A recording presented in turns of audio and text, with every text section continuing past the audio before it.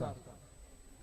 हदीस नंबर 4287, इमाम हाकिम कहते हैं आन उमर इब्न अल-खत्ताबी रज़ियल्लाहु ताला अन्हु, हज़रत उमर इब्न खत्ताब से रिवायत है, हज़रत फारूक आज़म खलीफा दुआम इस हदीस के रावी। क़ाला क़ाला रसूलुल्लाह सल्लल्लाहु अलैहि वसल्लम, अल्लाह के रसूल सल्लल्लाहु अलैहि वसल्लम ने इरशाद फरमाया, लम्मा इक़्तरफ़ आदमुल ख़तिया, आका कहते हैं लोगों जिस वक्त आदम से लग़्ज़िश वाक़े हो गई, आदम ने कोताही कर ली। तफसीलात मालूम है आपको क्या हुआ था। जन्नत में गंदुम का दाना आपने तनावुल फरमा लिया था जिससे ममानियत की गई थी, और अल्लाह ने फरमाया था कि इरशाद फरमाया, या आदम हो कैफा अरफ्ता मुहम्मदन औ लम अखलुक, ऐ आदम ये बताओ मैंने अपने हबीब को अभी मोहम्मद को पैदा तो किया नहीं, तुमने मोहम्मद के बारे में कैसे जान लिया? कैसे मोहम्मद सल्लल्लाहु अलैहि वसल्लम की तुम्हें मार्फत हासिल हुई? उनके बारे में तुम कैसे जान गए हालांकि अभी वो पैदा नहीं हुए? काला, हज़रत आदम ने अर्ज की, या रब्बी लिअन्नका लम्मा खलक़तनी बियदीका व नफ़ख़्ता फ़िय्या मिन रूहिक, ऐ परवरदिगार जब तूने अपने दस्ते कुदरत से मेरी तख्लीक फरमाई, अपने दस्ते कुदरत से मुझे पैदा किया और अपनी जानिब से मुझ में रूह डाली, रफ़अतो रासी फ़रअयतु अला क़वाइमिल अर्शी मक्तूबा, तो मैंने अपने सर को जब उठाया, जब मुझ में रूह डाली गई, मैंने अपने सर को उठाकर देखा तो अर्श के सुतून पर या अर्श के ऊपर मैंने ये लिखा हुआ पाया कि तेरे अर्श पर लिखा हुआ था ला इलाहा इल्लल्लाह मुहम्मदुर रसूलुल्लाह सल्लल्लाहु अलैहि वसल्लम। मैंने ये कलमा तैयबा अर्श के ऊपर लिखा हुआ देखा। फ़अलिम तो इन्नका लम तज़िफ इलस्मिका, तो मैंने जान लिया कि जिसका नाम तेरे नाम के साथ है, जिसके नाम को तूने अपने साथ रखा, इल्ला हब्बल खल्किल इलैक, तो तमाम मखलूक में तुझे सबसे ज्यादा अजीज है, सबसे ज्यादा महबूब यही जात है। फ़क़ल अल्लाह, अल्लाह ने इरशाद फरमाया, सदक़ता आदम, ऐ आदम तूने सच कहा, इन्नहु ला युहिब्बुल खल्की इलैया, ऐ आदम पूरी मखलूक में सबसे ज्यादा महबूब यही जात है, सबसे ज्यादा मैं इसी से मोहब्बत करता हूँ। औदनी, तूने इससे जो दुआ की बेहक के, इनके वसीले से दुआ की, मेरे हबीब का वसीला और वास्ता पेश किया, फ़क़द गफ़रतु लक, जा मैंने उसके वसीले से तुझे बख्श दिया। वलौला मुहम्मदुन मा खलक़तुक, ऐ आदम सुन, अगर उस जात को पैदा करना मेरा मकसूद ना होता तो मैं तेरी तख्लीक भी ना फरमाता। अब ये हदीस कहाँ है? इमाम हाकिम के मैंने अल्फाजों में पढ़ी, और इमाम हाकिम ने वहां क्या लिखा है हदीस के बाद, हाजा हदीसुन सहीहुल इस्नाद, इस हदीस की सनद सही है। तौसीफ रहमान कहते हैं मौलाना से पूछो ये हदीस है कहाँ? दूसरे साहब कहते हैं ये हदीस है ही नहीं, ये शियाओं की किताब में है, सुन्नियों की किसी किताब में।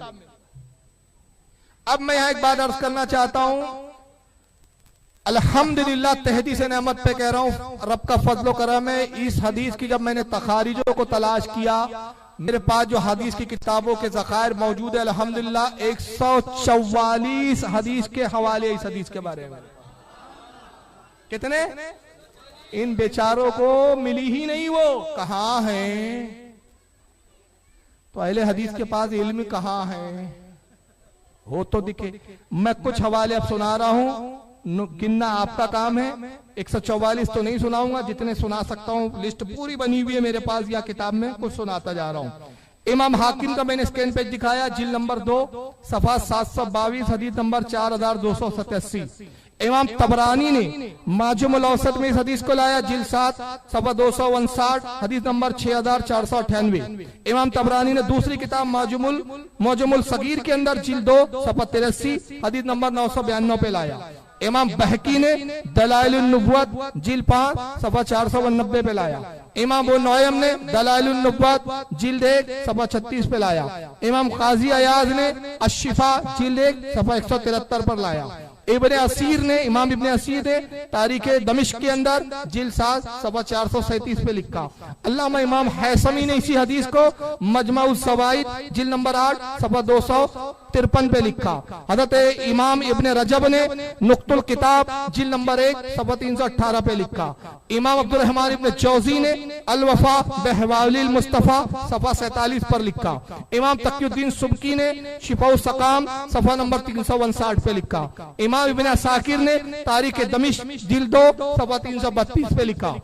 इमाम समहूदी ने अल वफाउल वफा जिल 4 सफ़ा 1371 पर लिखा। इमाम हुस्सामुद्दीन हिंदी ने कंजुल उम्माल जिल 11 सफ़ा 455 हदीस नंबर 38138 पे लिखा। इमाम शहाबुद्दीन कस्तलानी ने अल महबुल लदुनिया जिल 1 सफ़ा 55 पर लिखा। इमाम बुरहानुद्दीन हलबी ने सीरतुल हलबिया जिल 1 सफ़ा 354 पे लिखा। इमाम मोहम्मद इब्न अब्दुल बाकी जुरकानी ने शरह जुरकानी जिल 1 सफ़ा 119 पे लिखा। इमाम इब्न हजर अस्कलानी ने लिसानुल मीज़ान में लिखा। हज़रत इमाम जलालुद्दीन स्यूती ने तफसीर दुर्र मंसूर जिल्द 1 सफ़ा 242 पे लिखा। इमाम जलालुद्दीन स्यूती ने अपनी दूसरी किताब अल खसाइसुल कुबरा जिल्द 1 सफ़ा 12 पे लिखा। हज़रत इमाम इस्माइल नभानी ने तफसीर रुहुल बयान जिल्द 2 सफ़ा 370 पे लिखा। और अपनी दूसरी किताब हुज्जतुल्लाह अलल आलमीन सफ़ा 129 जिल्द 1 पे लिखा। इमाम मोहम्मद यूसुफ शामी ने सुबुलुल हुदा जिल्द 12 सफ़ा 403 पे लिखा। तफसीर सलाबी में जिल्द 1 सफ़ा 190। इमाम इब्न हजर अल हैतमी अल मक्की शाफई ने फतावे हदीसिया सफ़ा 134 पर इस हदीस को लिखा। अद-दुर्रुल मुनज़्ज़म में जिल्द नंबर सफ़ा नंबर 15 पे लिखा। अत-तवस्सुल इमाम मोहम्मद आबिद सिंधी अल अंसारी जो हजरत सैयदना अबू अय्यूब अंसारी की नस्ल के, उन्होंने अपनी किताब सफ़ा 36 पर लिखा। और अब आइए आखिरी हवाले सुन लीजिए। इब्ने तैमिया, इनके घर का आदमी, इनको नहीं पता। इब्ने तैमिया ने मजमुउल फतावा जिल्द 2 सफ़ा 55 पर और इब्ने कसीर ने 4 किताबों में यह हदीस लिखा। इब्ने कसीर ने कितनी किताबों में लिखा? 4। इब्ने कसीर भी इनके घर का। इसमें पहली किताब इब्ने कसीर की अल बिदाया वन निहाया जिल्द 1 सफ़ा 323। दूसरी किताब इब्ने कसीर की सीरतुन नबी जिल्द 1 सफ़ा 320। तीसरी किताब इब्ने कसीर की कसासुल अंबिया सफ़ा 29। चौथी किताब इब्ने कसीर की मोजज़ातुन नबी सल्लल्लाहु अलैहि वसल्लम सफ़ा नंबर 242। और सुनाऊं कितने हुए? गिना किसी ने? 32 हुए मेरे भाई। नंबर वार लिखे और 32 पे मैं इसलिए रुक गया ताकि इनकी 32 हवालों से तोड़ दी जाए। 144 हवाले और इन बेचारे को ये हदीस है कहाँ? आप अहले हदीस नहीं, अहले हगीज हो भाई। नाम रखने से नहीं अहले हदीस हो जाता कोई। लेकिन अब एक स्कॉलर उठे इनके आगे। अब यहां से एक दूसरी गुफ्तगू है। 3 लोगों ने तो हदीस का इनकार किया, एक को मैंने नहीं दिखाया, उनको भी दिखा देता हूं। सिस्टर इमरान ने इनकार किया, तौसीफुर रहमान साहब ने कहा हदीस नहीं है, जर्जी साहब ने भी कहा हदीस नहीं है। जर्जी साहब को भी सुनिए। हजरत आदम अलैहिस्सलाम ने इस दुनिया में आने के बाद अपने रब को जब पुकारा तो क्या दुआ मांगी? गौर कीजिएगा किसको पुकार रहे हैं। हमारे भाइयों ने तो बहुत सी चीजें अपनी तरफ से मिला दी हैं। और क्या कहा? अर्श पे लिखा देखा था हजरत आदम ने ला इलाहा इल्लल्लाह मुहम्मदुर रसूलुल्लाह। तो दुनिया में आने के बाद कहा अल्लाह मैं मोहम्मद के सदक़े में दुआ करता हूँ, मोहम्मद के तुफैल में दुआ करता हूँ, मोहम्मद के वसीला पकड़ के दुआ करता हूँ। तब अल्लाह ने कहा क्या है आदम तुम्हें कैसे मालूम कि मोहम्मद हमारे बुर्गिज़ीदा पैगंबर होंगे और आखिरी नबी होंगे? तब आदम ने कहा कि अर्श के नीचे ऐसी मौजू और मनगढ़ंत रिवायतें लोग पेश करते हैं। किससे? मनगढ़ंत, गढ़ी हुई, मतलब इसकी कोई असल ही नहीं है, इसी रिवायतें लोग पेश करते हैं। यानी इन अहले हदीसों ने देखा नहीं। लेकिन चलिए, एक साहब जब उठे अबू ज़ैद ज़मीर साहब, तो उन्होंने इतना तस्लीम कर लिया कहा हदीस तो है लेकिन एतबार के लायक नहीं। अब क्यों एतबार के लायक नहीं? जरा इनकी जबानी सुनिए, फिर इनकी जरा पर हम बात करेंगे। जरा सुनिए। पहली रिवायत जो आम तौर से जिक्र की जाती है वो क्या है? आदम अलैहिस्सलाम की रिवायत। इस रिवायत को इमाम अल हाकिम ने अपनी किताब अल मुस्तदरक में रिवायत किया है और ये झूठी रिवायत है, ये मौदू रिवायत है। खुद इमाम अज़्ज़हबी ने इसको मौदू कहा है। हाँ, ये एक एक बात सुनना, ये हालांकि बड़ी इत्मीनान से सुनाने वाली बातें होती है, बहुत डिस्टर्बेंस है यहाँ, लेकिन फिर भी आप सुन रहे, बड़ी अच्छी बात है। इन्होंने ये कबूल किया कि इस रिवायत को इमाम हाकिम ने अल मुस्तदरक में लिखा, और अल्लामा सहबी ने क्या कहा, ये रिवायत मौजू है, झूठी रिवायत है। अब आगे सुनिए क्यों झूठी है, उसकी दलील पेश करेंगे। मौदू किसको बोलते हैं? घड़ी हुई रिवायत को, झूठी रिवायत को। ऐसा कैसा? आपको जो भी दिल में आया झूठा बोलते क्या आप? क्यों ऐसा? इस हदीस की सनद में एक रावी है अब्दुर्रहमान इब्ने ज़ैद इब्ने अस्लम। अब्दुर्रहमान इब्ने ज़ैद इब्ने अस्लम। मुहद्दिसीन का इस रावी के बारे में क्या कहना है? अद्दुअरी इब्ने माइन से रिवायत करते हैं, इब्ने माइन का कौल नकल करते हैं मुहद्दिस। अभी सारे मुहद्दिसीन के अखबार, मुहद्दिस कौन? हदीस का एकदम एक्सपर्ट, उसको मुहद्दिस कहते हैं। इब्ने माइन कहते हैं लैस हदीसुहु बिशै, इसकी हदीस कुछ भी नहीं है। ये रावी जो हदीस बयान करता है कुछ नहीं है वो।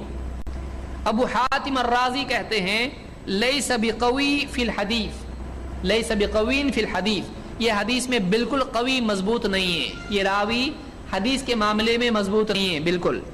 काना फी नफ्सिही सालिहन, ये अगरचा खुद नेक आदमी था, व फिल हदीस वाहियन, लेकिन हदीस के सिलसिले में वाहियात आदमी था। इमाम अल बुखारी और अबू हातिम राज़ी का कौल है कि कहते हैं कि दअफ़हु अली इब्न अल मदीनी जिद्दन, अली इब्न मदीनी ने इसको सख्त ज़ईफ़ कहा है, ये बहुत ज़ईफ़ रावी है। इब्न साद कहते हैं काना कसीर अल हदीसी दईफन जिद्दन, ये बहुत हदीसें बयान करता था लेकिन बहुत ज़ईफ़ है, ये सख्त ज़ईफ़ है। क़ाल तहावी, इमाम तहावी कहते हैं, इनको हनफी कहा जाता है, इमाम तहावी कहते हैं हदीसुहु इंद अहलिल इल्म बिल हदीस फी निहायति मिन अद-दअफ़, इस रावी की हदीस अहले इल्म के नजदीक ज़ौफ़ की हद दर्जा ज़ईफ़ है। इमाम तहावी बोल रहे हैं। इस रावी के बारे में इमाम शाफी का कौल सुनिए।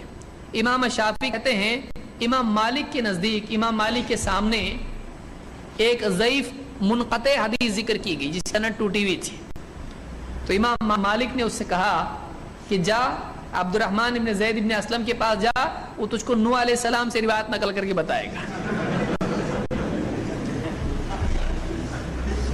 यानी मोहम्मद सल्लल्लाहु अलैहि वसल्लम छोड़, आखिरी रसूल नहीं, पहले रसूल, उसके पास तो ऐसी भी रिवायत मिलेगी जो नूह अलैहिस्सलाम से सुनाए।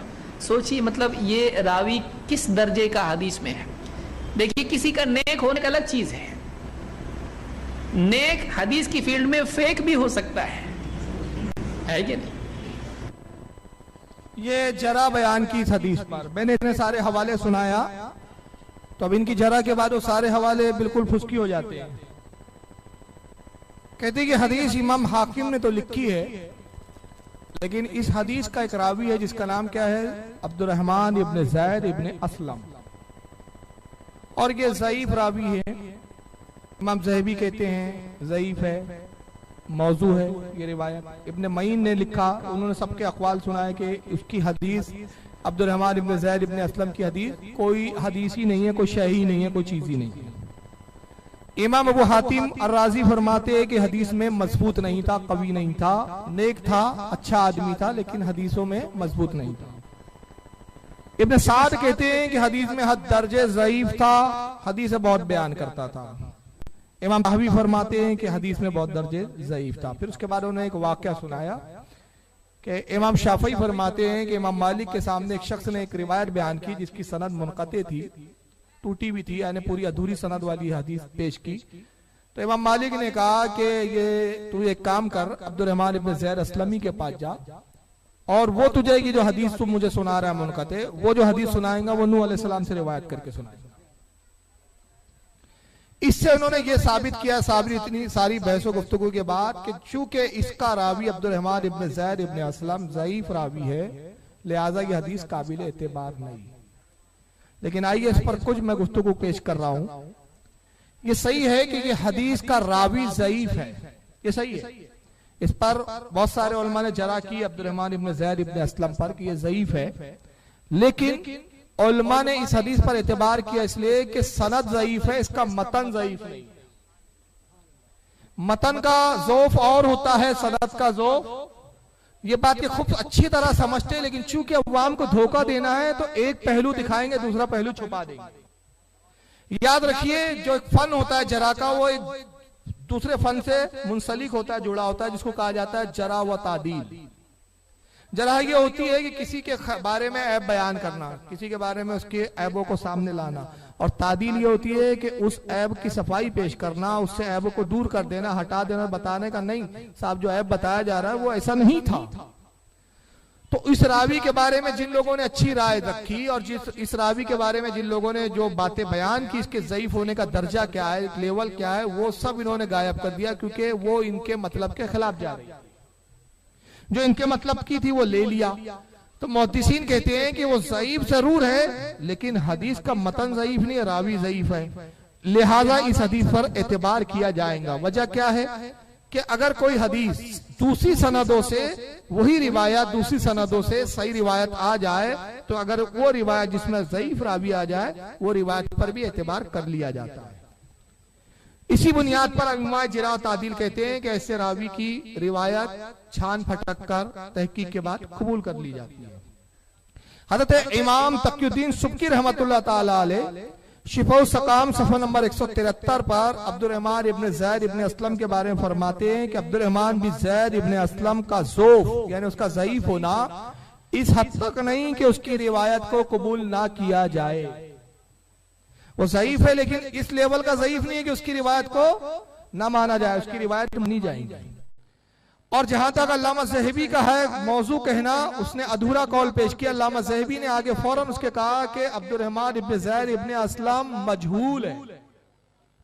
मजहूल क्या होता है? वो कहते हैं इस रावी को मैं पहचानता नहीं, मेरे नजदीक मजहूल है। तो जिस रावी को हज़रत अब्दुर्रहमान हज़रत अल्लामा ज़हबी जानते नहीं, तो उसमें जरा उनकी मोतबर नहीं, उसको कहते हैं जराए मुबहम। बात समझ में आ रही है? मिसाल के तौर पर मैं एक शख्स के बारे में कहता हूं कि फुला शख्स बहुत बड़ा झूठा है, फिर आप मुझसे पूछते हैं कि भाई उस शख्स को आप पहचानते हैं, उसके बारे में कुछ जानते हैं? मैंने कहा भाई जानना तो दूर, मैंने उसका नाम भी नहीं सुना, मुझे मालूम भी नहीं वो कौन है। तो आप फौरन कहेंगे जब आप जानते नहीं, उसका नाम नहीं सुना, उसके बारे में आपको कुछ डिटेल नहीं मालूम, तो फिर आप किस बुनियाद पे कह रहे हैं कि वो झूठा है?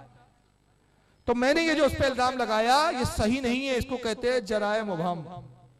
तो अल्लामा ज़हबी की जो जरा है वो मुबहम है, लिहाजा उनका मौजू कहना अब मोतबर नहीं रहा। अलबत्ता ज़ईफ होने पर जो बात हो रही है उस पर गुफ्तगू होंगी। चुनांचे जरा तादील के एक दूसरे इमाम हज़रत इमाम अबू अब्दुल्ला इब्न उदी रज़ियल्लाहु ताला अन्हु मुतवफ़ा 365 हिजरी, उन्होंने किताब लिखी इस फन में, इसका नाम है अल कामिल फी ज़ुफ़ाए रिजाल, जिल्द 4 सफ़ा 270 पे फरमाते हैं कि अब्दुर्रहमान इब्न ज़ैद इब्न असलम वो जो है हदीस में ज़ईफ जरूर है, लेकिन दीन में तक़वा और परहेज़गारी में उसमें कोई कमी नहीं, उसमें गुमराही में मुब्तला होना साबित नहीं, लिहाजा उसकी जो फजाइल की रिवायतें हैं वो कबूल कर ली जाती है, क्योंकि वो ज़ईफ जरूर है। तो ज़ईफ किस बुनियाद पर है? झूठा होने की बुनियाद पर नहीं है, हाफ़ज़े की कमजोरी की बुनियाद। वो नेक है, साले था, गुमराह नहीं था, लिहाजा उसकी रिवायत कबूल की जाएंगी। और कायदा यह है कि अगर कोई रावी झूठा ना हो, उसका ज़ौफ़ झूठ तक ना जाए, किस्म तक ना जाए, हाफ़ज़े की कमजोरी तक हो मामला, और जो रिवायत बयान करे उसकी तायीद में दूसरी हदीस है, और अगर हमें मिलती हो दूसरी सनद से वही हदीस, तो उस ज़ईफ रावी की रिवायत काबिल एतबार हो जाती है।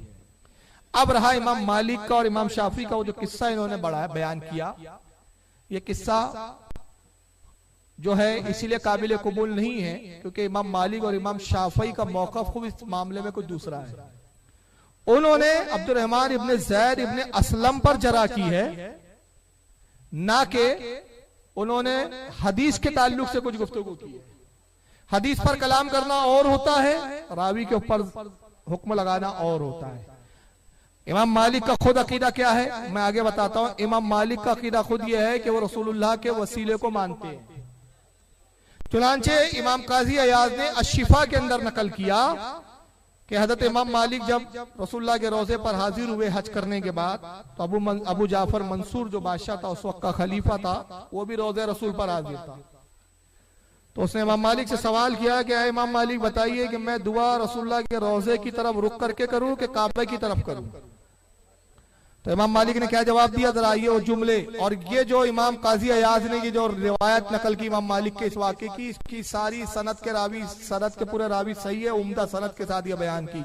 हजरत इमाम मालिक ने फरमाया उससे, हुवा वसीलतों का वसीलतो अबी का आदम अलैहिस्सलाम, कहा कि तू रसूलुल्लाह के रोजे की तरफ रुख करके ही दुआ कर, इसलिए कि ये नबी करीम सल्लल्लाहु अलैहि वसल्लम तेरा भी वसीला है और तेरे बाप आदम का भी वसीला है, यानी वो वसीले के खुद कायल है।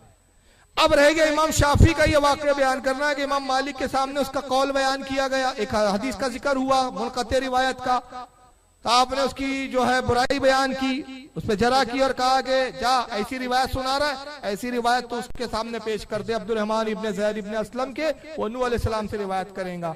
तो जरा आइए इमाम शाफी रहमतुल्लाह अलैह का खुद क्या मामला है। इमाम शाफी रहमतुल्लाह अलैह खुद वसीले के कायल है, वो भी वसीले के कायल है। और कैसे कायल है? अस्सवाइकुल मुहर्रिका किताब इमाम इब्न हजर अल हैतमी अश-शाफई की, शाफई मसलक के इमाम गुजरे अपने वक्त के, उन्होंने अपनी किताब अस्सवाइकुल मुहर्रिका सफ़ा नंबर 223 पर इमाम शाफई रहमतुल्लाह अलैह के कसीदे की ये 2 अशार लिखे हैं, जिसमें इमाम शाफी क्या फरमाते जरा सुनिए। इमाम शाफी कहते आलुन नबी ज़रियती व हुम इलैहि वसीलती, कहते हैं कि नबी करीम सल्लल्लाहु अलैहि वसल्लम की आल मेरी नजात का जरिया है, हुजूर की जो औलाद है, हुजूर का जो खानदान है, वो मेरी नजात का जरिया है। वहुम इलैहि वसीलती, और ये अहले बैत अल्लाह की बारगाह में मेरा वसीला है, वसीले का इकरार कर रहे हैं। अर्जु बिहिम उता गदन, और कहते मैं उम्मीद करता हूं कि अहले बैत के वसीले से बेयदिल यमनी सहिफती, मेरे सीधे हाथ में मेरा नामे अमाल कयामत के दिन दिया जाए। जिनके हाथ में सीधे हाथ में होगा वो जन्नत में जाएंगे, तो मैं जन्नत में किनके वसीले से जाऊंगा? अहले बैत के। और दूसरी बात आइए अबू ज़ैद ज़मीर साहब से मैं अर्ज करना चाहूंगा कि इमाम शाफी जो इस खुद वाक़या बयान कर रहे हैं, इमाम शाफी रहमतुल्लाह अलैह के नजदीक खुद अब्दुर्रहमान इब्ने ज़ैद इब्ने अस्लम ज़ईफ की उस हद तक तो नहीं है, बल्कि मुअत्तबर है। यही वजह है कि इमाम शाफी ने 8 जिल्दों में किताब लिखी जिसका नाम है अल उम। क्या नाम है किताब का? अल उम। और उस किताब के अंदर अब्दुर्रहमान इब्ने ज़ैद अस्लमी से 1-2 नहीं मुतअद्दिद हदीसें ली, और वो भी फजीलत में नहीं बल्कि अहकाम के अंदर ली, जबकि अहकाम में ज़ईफ रावी से हदीसें नहीं ली जाती, लेकिन उससे ली। और इसी तरह मुस्नद शाफी, इमाम शाफी की दूसरी किताब है मुस्नद शाफी, के अंदर भी इमाम शाफी ने अब्दुर्रहमान इब्ने ज़ैद इब्ने अस्लम से रिवायत ली। तो ये दोनों किताबों में ज़ैद इब्ने अस्लम से, अब्दुर्रहमान इब्ने ज़ैद इब्ने अस्लम से रिवायत लेना इस बात की दलील है कि हज़रत इमाम शाफी रहमतुल्लाह अलैह के नजदीक वो रावी ज़ईफ नहीं था, बल्कि इस लायक था कि फजाइल में नहीं बल्कि अहकाम में उससे रिवायतें ली जाए। और एक बड़ी मजेदार बात बता रहा हूं, वहाबियों का बड़ा दोगला मजहब है। अब वसीले की जब उसने हदीस बयान की अब्दुर्रहमान इब्ने ज़ैद अस्लमी ने, तो इन्होंने जरा बतानी शुरू कर दी कि फुला ने कहा ज़ईफ है, फुला ने कहा ज़ईफ है, फुला ने कहा ज़ईफ है। मगर अलबानी साहब जो इनके बहुत बड़े शेखुल हदीस अभी अभी गुजरे, अभी अभी मरे, इब्ने माजा, सुनान इब्ने माजा की तखरीज और शरह की, तो सुनान इब्ने माजा में 4 जगह, कुल 4 जगह यही अब्दुर्रहमान इब्ने ज़ैद अस्लमी की रिवायत आती है, और चारों हदीसों को इन्होंने सही कहा, चारों हदीसों को सही कहा। कहाँ का वो हदीस है? अब हदीसें पढ़ पढ़ के सुनाऊंगा, वक्त होगा, बस मैं हवाले दे रहा हूं। सुनान इब्ने माजा खोलें, किताबुल अतीमा, हदीस नंबर 3314, इसमें एक हदीस आती है 3314 पे। रावी कौन है? अब्दुर्रहमान इब्ने ज़ैद इब्ने अस्लम। अलबानी साहब कहते हैं ये हदीस सही है। खाने पीने की हदीस है तो सही हो गई, खाने पीने का मामला था, वो खाने की हदीस है। अतीमा यानी खाने का बयान, खाने पीने का मामला था, वही रावी अब्दुर्रहमान ने वहां रिवायत की, कहा कि हदीस सही है। किताबुल फितन बाबुल खुसूफ, हदीस नंबर 4060 में ये हदीस आई, यही रावी अब्दुर्रहमान इब्ने ज़ैद इब्ने अस्लम वहां रावी है। अलबानी साहब वहां भी कहते हैं ये रावी यहाँ सही है, हदीस सही है। किताबुल रहून बाबुल अजरी बाबिल अजरिल उजर, ये बाप का नाम है, इसकी हदीस नंबर है 2443। यहाँ भी यही रावी अब्दुर्रहमान इब्ने ज़ैद इब्ने अस्लमी है जो रिवायत कर रहा है। अलबानी साहब वहां भी हुक्म लगाते हैं हदीस सही है, यहाँ भी हदीस सही हो गई। उसी सुनान इब्ने माजा में इकामती सलात बाप फी मन नाम अनवितरही, हदीस नंबर 1188 पर यह हदीस आती थी रावी से, वहां भी सही कहा। यही अब्दुर्रहमान इब्ने ज़ैद इब्ने अस्लम तिरमिजी का भी रावी है। इमाम तिरमिजी रहमतुल्लाह अलैह ने भी इससे रिवायतें ली। और जहां पे चुनांचे तिरमिजी किताबुल ज़कात बाब ज़कातुल माल में पहली हदीस जो आई है ज़कात के ताल्लुक से अब्दुर्रहमान इब्न ज़ैद इब्न असलम की रिवायत आई, वहां भी अलबानी साहब ने हुक्म लगाया इसकी तखरीज करते हुए ये रिवायत सही है। खुद अलबानी साहब ने किताब लिखी, उसका नाम है सिलसिला सहिया, जिसके अंदर उन्होंने दावा किया, नामी किताब क्या रखा सिलसिला सहिया, यानी एक किताब जमा कर रहा हूं जिसमें सिर्फ सही हदीसें जमा करूंगा, उसमें कोई भी एक भी हदीस झूठी नहीं लाऊंगा। उसमें हदीस नंबर 1332 लिखी और वो रिवायत किससे? अब्दुर्रहमान इब्न ज़ैद इब्न असलम से, और वहां लिखा ये भी हदीस सही है। तो जब खाने पीने का मामला था, फितनों की बात थी, नमाज का मामला आया, तो अब्दुर्रहमान इब्न ज़ैद असलमी चला नहीं, दौड़ गया, और जैसी वसीले की बात आई ज़ईफ है, रावी कमजोर है। तो अकीदे का दोगलापना यह है कि जब अपना मामला हो तो कुछ और याद रखिए अब्दुर्रहमान इब्न ज़ैद इब्न असलम इमाम हाकिम के नजदीक और दूसरे उलमा के नजदीक ज़ौफ़ के उस दर्जे पर नहीं है कि जिसकी रिवायत को कबूल ना किया जाए। यही वजह है कि उसकी इसी रिवायत को उसी सनद के होने के बावजूद सनद में मौजूद है, हमारे बड़े बड़े इमामों ने उस हदीस के सही होने पर हुक्म लगाया, जैसा कि हजरत इमाम जलालुद्दीन सयूती रहमतुल्लाह अलैह, हजरत इमाम शहाबुद्दीन कस्तलानी रहमतुल्लाह अलैह, इमाम हाकिम है, इमाम तकीउद्दीन सुबकी है, इमाम सिराजुद्दीन है, इमाम जुरकानी है, ये तमाम अइम्मा इकराम ने बावजूद अब्दुर्रहमान इब्न ज़ैद इब्न असलम के उस रिवायत में होने के फरमाया कि रिवायत काबिल कबूल है। और खुद, अब मजेदार बात सुने, खुद इब्न तैमिया साहब ने मजमाउल फतावा के अंदर जिल्दो सफा 95 पर 2 रिवायतें लिखी। एक रिवायत में अब्दुर्रहमान इब्न ज़ैद इब्न असलम है, और दूसरी रिवायत जो लिखते हैं उस रिवायत में ज़ैद इब्न असलम नहीं है। वो रिवायत कौन सी आई है मैं आपके सामने पेश कर रहा हूं, जरा सुनिए। यह है मजमुउल फतावा आपके सामने, इब्न तैमिया की जिल्द नंबर 2 सफ़ा नंबर 95। यहां पर इन्होंने पूरी हदीस बयान की, रेड पेन से जो निशान है वो पूरी सनद है, उस सनद में अब्दुर्रहमान इब्न ज़ैद नहीं है। और इब्न तैमिया साहब कहते हैं कि ये जो रिवायत हमने पेश की इसमें अब्दुर्रहमान इब्न ज़ैद नहीं है, ये रिवायत बिल्कुल सही है। और वो रिवायत क्या है? हज़रत मैसरा से वो नकल कर रहे हैं साहबी रसूल, अन मैसरता क़ाला क़ुल्तु या रसूलल्लाह मता कुन्ता नबिय्या। हज़रत मैसरा रज़ियल्लाहु तआला अन्हु कहते हैं मैंने रसूलुल्लाह से एक मरतबा अर्ज़ किया, अल्लाह के नबी आप नबी कब बनाए गए, आप कब नबी बना दिए गए? क़ाला, अल्लाह के नबी ने इरशाद फरमाया, लम्मा खलक़ल्लाहुल अर्दा वस्ता इलस समा, आका ने फरमाया जब अल्लाह ताला ने जमीन बनाई फिर आसमान की तख्लीक का इरादा फरमाया, फसव्वाहुन्ना सबा समावात, तो ठीक अल्लाह ने 7 आसमान बनाए। व खलक़ल अर्शा कतबला साकिल अर्श मुहम्मदुर रसूलुल्लाह खातमुल अंबिया, और फिर अल्लाह ने अर्श को पैदा किया और अर्श के सुतून पर लिखा मोहम्मद अल्लाह के रसूल है और नबियों में सबसे आखिर है। व खलक़ल्लाहुल जन्नत अल्लती अस्कनाहा आदम व हव्वा, और फिर अल्लाह ने जन्नत की तख्लीक की और आदम और हव्वा से जन्नत को बसाया, आदम और हव्वा को उसमें बसा दिया जन्नत में। और जब बसा चुका आदम और हव्वा को, फ़कतब अस्मी अलल अब्वाबी वल औराकी वल खिबाबी वल खियामी, आका कहते बस जन्नत के दरवाजों पर, जन्नत के पत्तों पर, जन्नत के गुंबदों पर, जन्नत के खैमों पर, जन्नत के जो खैमे हैं उन पर सब पर मेरा नाम मोहम्मद लिख दिया गया। जन्नत के हर पत्ते पे मेरा नाम, ये इब्न तैमिया साहब लिख रहे हैं और कह रहे इसकी सनद भी सही, हदीस भी सही। जन्नत के पत्तों पे मेरा नाम लिखा गया, जन्नत के खैमों में मेरा नाम लिखा गया, जन्नत के गुंबदों पर मेरा नाम लिखा गया। वह आदमो बैना रूही वल जसद, जब सब ये कुछ हो रहा था मेरे नाम लिखे जा रहे थे, उस वक्त आदम रूह और जिस्म के दरमियान में थे, अभी मुकम्मल नहीं हुए थे। फलम्मा अहयाहुल्लाहु ताला नजरा इलल अर्श, और जब अल्लाह ने आदम को पैदा फरमाया, अल्लाह को आदम को जिंदगी अता कर दी, तो उन्होंने अर्श के ऊपर देखा, अर्श पर निगाह डाली, फरअस्मी, तो उन्होंने देख पाया कि उस पर अर्श पर मेरा नाम लिखा हुआ है। फअखबरुल्लाहु अन्नहु सय्यदु वलादी, अल्लाह ने फरमाया, खबर दी उनको आदम को, अय आदम ये जो नाम देख रहा है ना तू मोहम्मद, ये तेरी औलादों में तमाम इंसानों के सरदार है। ये सबके सरदार है। फलम्मा गर्रहुम शैतानो, और जब आदम को शैतान ने वर्गला दिया, शैतान ने धोखा दिया हजरत आदम अलैहिस्सलाम को, ताबा वस्तशफा बिस्मी इलैहि, तो आदम ने मेरे नाम के वसीले से दुआ की। इब्न तैमिया साहब लिख रहे भाई। और जब दोनों रिवायतें लिखी, वो रिवायत तो मैं पहले इमाम हाकिम के हवाले से पढ़ चुका, उसके बाद दूसरी रिवायत वो वाली लिखी जो इमाम हाकिम ने लिखा हजरत उमर इब्न खत्ताब से, कि हजरत उमर इब्न खत्ताब कहते आदम ने जब दुआ की का मौला रसूलुल्लाह के वसीले से बख्श दे। अल्लाह ने फरमाया तुमने कैसे जाना मेरे नबी को, हालांकि मैंने अभी तो पैदा नहीं किया, जाहिरन पैदा नहीं किया, नूर बनाया है, अभी बशरी लिबास में नहीं आए हैं, बशरी एतबार से पैदा नहीं हुए।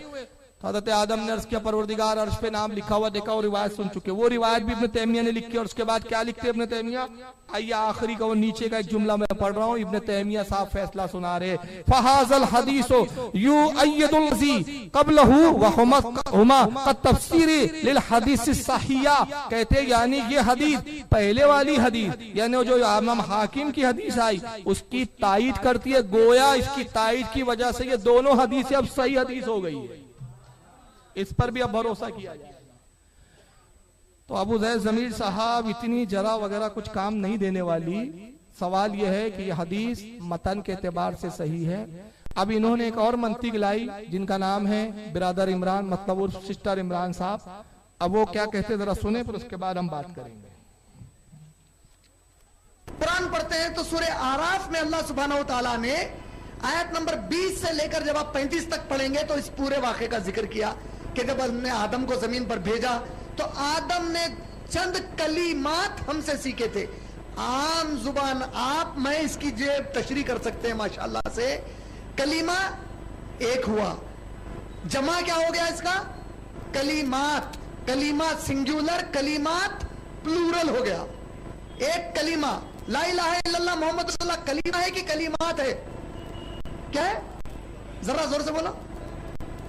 एक है कि बहुत सारे कलीमे हैं, सब इसको एक ही कलीमा मानते हैं, ला इलाहा इल्लल्लाह मोहम्मद रसूलुल्लाह एक कलीमा हुआ। अल्लाह ताला कुरान में क्या बोल रहे हैं, हमसे चंद कलीमात सीखे। अल्लाह कह रहा है कलीमात सीखकर वो दुआ मांगे, हम उसको लाकर एक पर खड़ा कर दी। कुरान को रद्द कर रहे हैं हम लोग। अल्लाह कह रहा है कि आदम ने हमसे चंद कलीमात सीखे और उन कलीमात के जरिए उसने दुआ की और कहा रब्बना ज़लमना अनफुसना। दुआ उसी वक्त की, रब्बना ज़लमना अनफुसना व इल्लम तग़फिर लना व तरहमना लनकुनन्ना मिनल खासिरीन। तो हमने आदम की दुआ खूब कर ली। कुरान कुछ कह रहा है, हम कुछ करें, और हम वो बात कह रहे हैं जो हमारे पूरे मसनून किताबों में, जिसको सुन्नी बड़ी इज्जत से मानते हैं हदीस की किताब, उन पूरे हदीस की किताबों में से एक भी हदीस की किताब में नहीं, एक भी हदीस की किताब में नहीं मिला इसको। अब तक ढूंढ रहा है वो। मेरे तो ये समझ में आया इतनी किताबें होने के बाद वो नहीं मान रहा है, ये क्या बात है। अब देखिए बड़ी मंतिक आई, कलेमा एक और कलीमा बहुत ज्यादा। तो कुरान कह रहा है आदम ने कलीमा सीख लिए और ये कह रहे नहीं एक कलमा क्या अल्लाह के वसीले, अल्लाह नबी के वसीले से बख्श दे। अबे तो ये भी तो कलीमात है, कलमा कहाँ है, कलीमात है ना। और फिर कहते कि नहीं कुरान तो यूं बयान कर रहा है। सूरह अराफ की आयत पढ़ी उन्होंने, पारा 8 आयत नंबर 23 है। अब कुरान ने तो पहले क्या कहा, फतलक्का आदम मिन रब्बिही कलिमातिन फताबा अलैहि, और सीख लिए आदम ने अपने रब से कुछ कलेमात, कुछ चीजें, कुछ बातें, कुछ जुमले सीख लिए। इन्नहु हुवत तव्वाबुर रहीम, तो अल्लाह ने उसकी तौबा को कबूल फरमाया। ये पहली आयत में आई। अब दूसरी आयत जो है तो उन्होंने, जिन्होंने जनाब ने पढ़ा कि हजरत आदम ने क्या कहा, काला, हजरत आदम ने अर्ज किया, दोनों ने कहा, मतलब जमा का सेगा है, हव्वा और आदम दोनों ने कहा रब्बना ज़लमना अनफुसना, दोनों ने अर्ज की ऐ हमारे परवरदिगार हमने अपना बुरा किया, अपने नफ्स पर हमने जुल्म किया, वइल्लम तग़फिर लना, तो ऐ परवरदिगार हमें बख्श दे, व तरहमना, हम पर रहम फरमा, हम पे अपना करम फरमा, लकूनन्ना मिनल खासिरीन, अगर तूने रहम ना किया, करम ना किया तो हम जरूर नुकसान उठाने वालों में से होंगे। तो ये दुआ की ये कलीमात है। तो जनाब इसमें यह भी तो तदबीक है कि हजरत आदम ने दुआ यूं की, हव्वा ने दुआ यूं की, और दुआ यूं की कि ऐ परवरदिगार दोनों ने यूं अर्ज किया, अल्लाह हमने अपना बुरा किया, हमें बख्श दे, हम पर रहम फरमा, अगर तू ना बख्शेगा हम खसा वालों में से हो जाएंगे। या रब्बी असलू का बेहक मोहम्मदिन लमा गफरत, ऐ परवरदिगार इस मोहम्मद का वास्ता कि तू हमें बख्श दे। अब ये पूरी दुआ बन के भी तो कलिमात हुए ना। तो ये आपके पास वही आई है कि आदम ने इतना ही कहा था, बाकी बात का नहीं कहा। आप कहेंगे नहीं कुरान में उतना है, तो जनाब सुन लीजिए, कुरान जब भी कलाम करता है तो इख्तिसार के साथ मुख्तसर बात करता है, मुख्तसर कलाम होता है, तफसीलात नहीं होती। जैसे मैंने मिसाल दिया, कुरान ने कहा नमाज पढ़ो, लेकिन तफसील नहीं बताई कितनी रकात पढ़ो, कौन कौन में कितनी रकातें, तफसील नहीं बताई गई। कुरान ने कहा ज़कात दो, ज़कात की तफसील नहीं बताई गई। तो कुरान का अंदाज है कि वो वाकयात को, बातों को इख्तिसार के साथ बयान करता है और भी शरह हदीस और तफासिर करती है। लेकिन बहरहाल ये हदीसों का इनकार करके मुनकिर होकर वसीले का इनकार करने पे तुले हुए होते हैं। अब आइए, एक बड़ी मशहूर हदीस है, मैं आपके सामने पेश कर रहा हूं और फिर उसके ऊपर इनकार पर ये क्या बात करते हैं, इनका फिर दावा पेश करते हैं। ये सुनाने इब्न माजा है, सियाह सित्ता की हदीस की किताबों में सबसे आखिरी नंबर की, जिल्द नंबर 1, सफा नंबर 157, किताब इकामती सलात और हदीस नंबर 1385। और ये हदीस बिल्कुल सही है। इसको बहुत सारे मुहद्दिसीन ने लिखा, किसी भी मुहद्दिस ने इसको ज़ईफ करार नहीं दिया, यहाँ तक के अलबानी हो, चाहे वो इब्न तैमिया हो, जितने भी गैर मुक़ल्लिद मौलवी हो, सब ने इस हदीस को सही करार दिया। लेकिन अब पर बहस कैसे करते, अकल की बात करते हैं, वो बाद में पेश करता हूँ। हदीस के रावी हज़रत उस्मान इब्न हुनैफ है। अन उस्मान इब्न हुनैफिन अन्ना रजूलन दरीरल बसारती अतन नबी सल्लल्लाहु अलैहि वसल्लम, कहते हैं हज़रत उस्मान इब्न हुनैफ रज़ियल्लाहु ताला अन्हु एक सहाबी है कि रसूलुल्लाह के पास एक नाबीना सहाबी आया, दोनों आंखों से नाबीना थे, माजूर थे। और नाबीना सहाबी कैसे भी थे, वो मादरजात नाबीना थे, पैदाइशी नाबीना थे, ऐसा नहीं कि किसी हादसे में वो नाबीना हो गए थे। फ़क़ाल, और उन्होंने रबी से अर्ज किया, अदुल्लाहि ली अन युआफीनी, अल्लाह के नबी आप दुआ फरमा दीजिए ताकि अल्लाह ताला आपकी दुआ से मुझे बीनाई अता कर दे, मुझे राहत अता फरमा दे। फ़क़ाला इन शिता खरतु लका व हुवा खैर, अल्लाह के नबी ने इरशाद फरमाया कि अगर तू चाहे तो मैं तेरे लिए आखिरत की भलाई की दुआ कर दूं, अगर तू चाहे तो मैं आखिरत की भलाई के लिए दुआ कर दूं। व इन शीता दाऊद, और अगर तू चाहे तो तेरे लिए आंखों के लिए दुआ कर दूं। अब तेरे लिए चॉइस है कि आखिरत की दुआ करवाना चाहते तो आखिरत की करवा, या फिर आंखों की अच्छे होने की दुआ करवा, बता कौन सी दुआ करवाना चाहता है। फ़क़ाल, उसने कहा, अदू, अल्लाह के नबी आंखें के ठीक होने की ही दुआ फरमा दीजिए। क्योंकि वो जानता था, वो साहबी जानते थे नाबीना कि रसूलुल्लाह की मोहब्बत से वैसे ही जन्नत मिल जाएगी। आप आंखें दुरुस्त करने की दुआ फरमाए। हुजूर ने क्या करना चाहिए था, सीधा हुजूर ने दुआ करना था, परवरदिगार इसकी आंखें अच्छी कर दे। या रसूलुल्लाह ने मुझे दिखा देते, आप सरकार के आंखों पे हाथ लगाते, बीना हो जाती। मगर रसूलुल्लाह ने जो फरमाया वो उम्मत की तालीम के लिए बन गया। फ़अमरहु, आका ने हुक्म दिया उसको, अन यतवद्दा फ़युहसिना वज़ूहु, आका ने कहा, हुक्म दिया कि जाओ अच्छी तरह से वजू करो, खूब अच्छी तरह से वजू कर लो।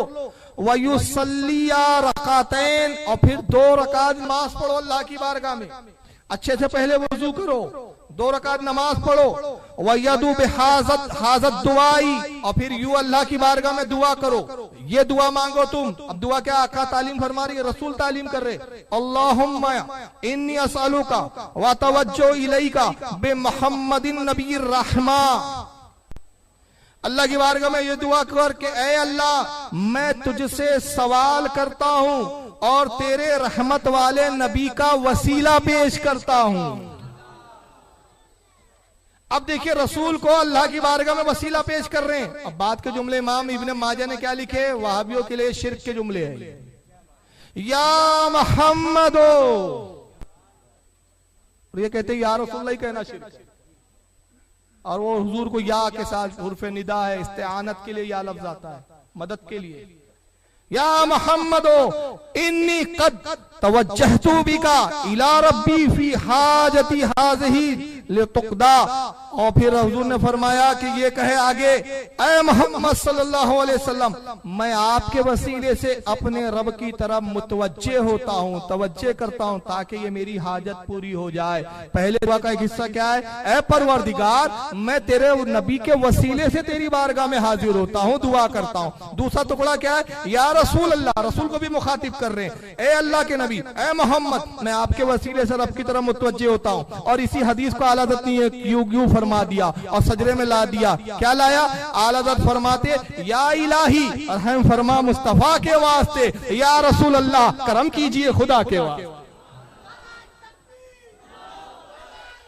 यही वो हदीस है।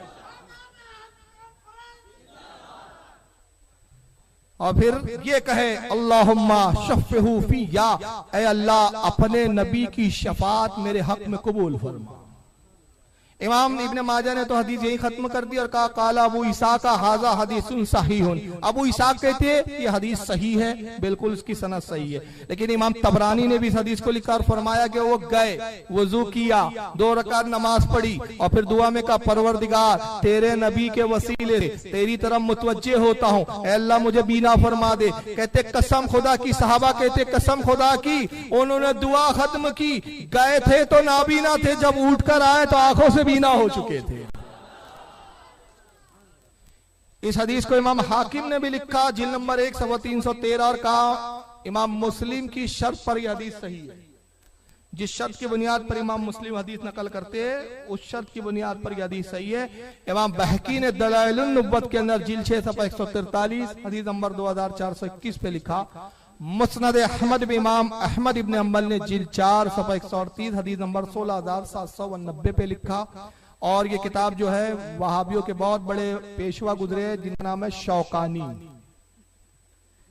इनके घर की भी किताबों में इनको पता नहीं है बेचारों को। अल्लामा शौकानी ने तोहफतुज़ ज़ाकिरीन सफ़ा नंबर 50 पे लिखा और कहा कि ये सही रिवायत है। और इब्न तैमिया ने किताबुल वसीला में रिवायत लिखी। किताबुल वसीला किताब यहाँ इस वक्त टेबल पे भी मौजूद है।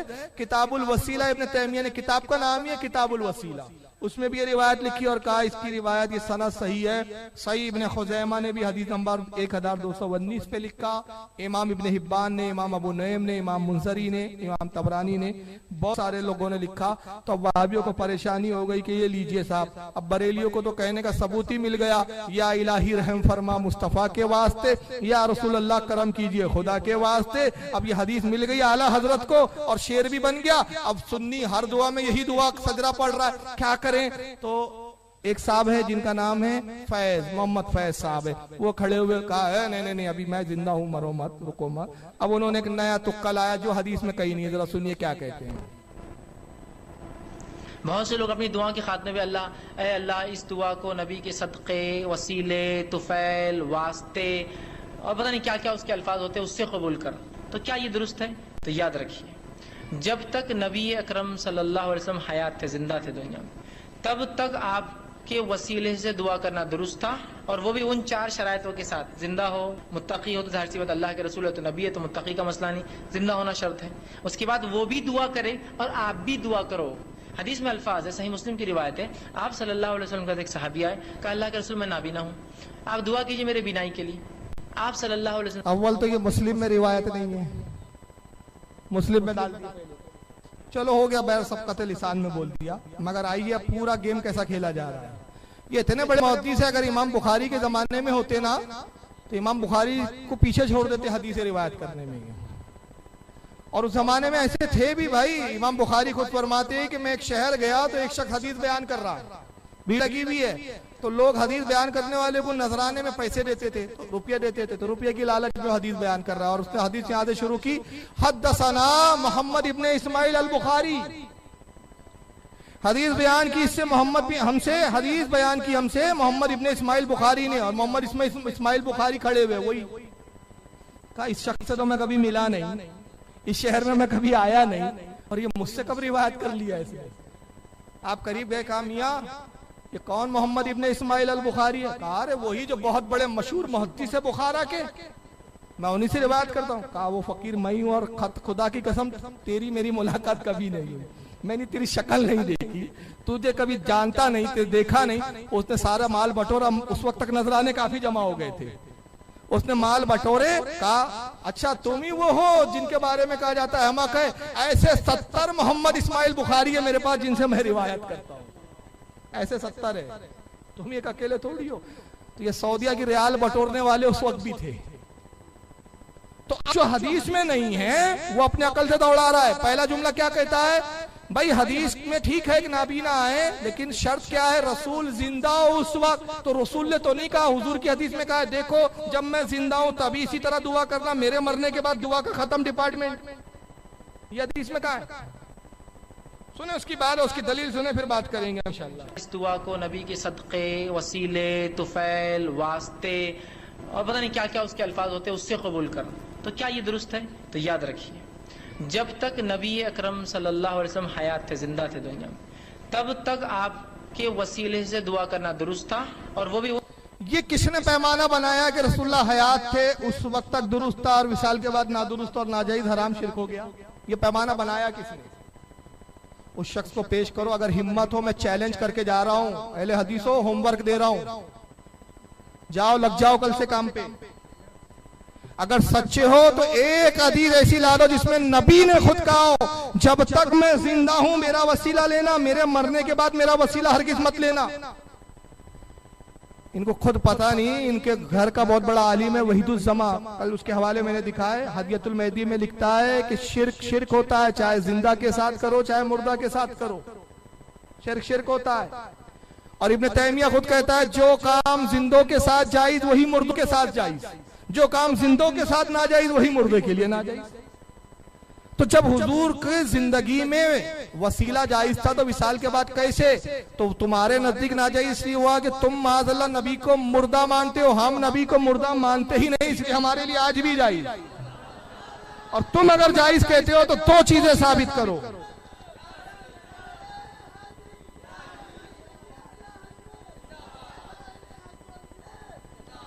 अब अगर तुम मुर्दा कहते हो तो दो सजदे साबित करो। पहले ये कि रसूलुल्लाह मुर्दा है, ये किस हदीस से साबित है कि हुजूर सुनते नहीं देखते नहीं?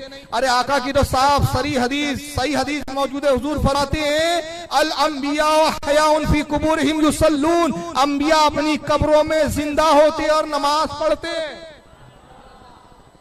सही मुस्लिम की हदीस में आका मेराज का वाक़या बयान करते फरमाते मरर तो अला कब्र मूसा वहुवा काइम युसल्ली, मैं शबे मेराज जब मूसा की कब्र पर गया तो देखा मूसा खड़े हैं और अपनी कब्र में खड़े नमाज पढ़ रहे हैं।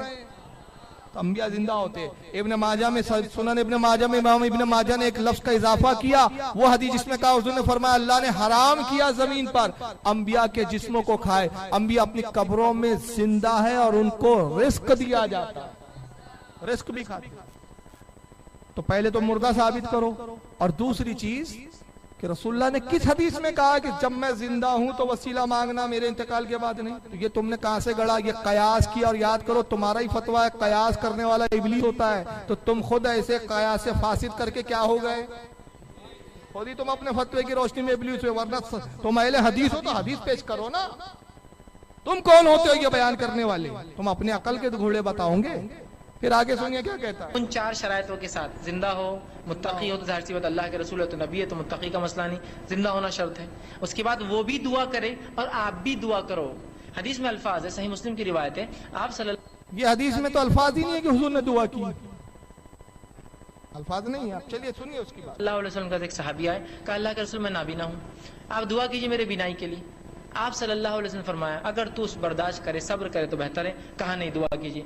आपने कहा ठीक है, घर जा 2 रकात नमाज पढ़, नमाज के बाद ये दुआ कर कि अल्लाह मैं तेरे नबी के वसीले से तुझसे दुआ करता हूँ कि मेरी बीनाई वापस दे। और आप सल्लल्लाहु अलैहि वसल्लम ने भी दुआ की, उन्होंने घर जाके दुआ की तो उनकी बीनाई वापस लौट आई। लेकिन इस हदीस में जो बात हुई क्या है, आप सल्लल्लाहु अलैहि वसल्लम को मसला मालूम था, आपने भी दुआ की और उस शख्स ने भी दुआ की।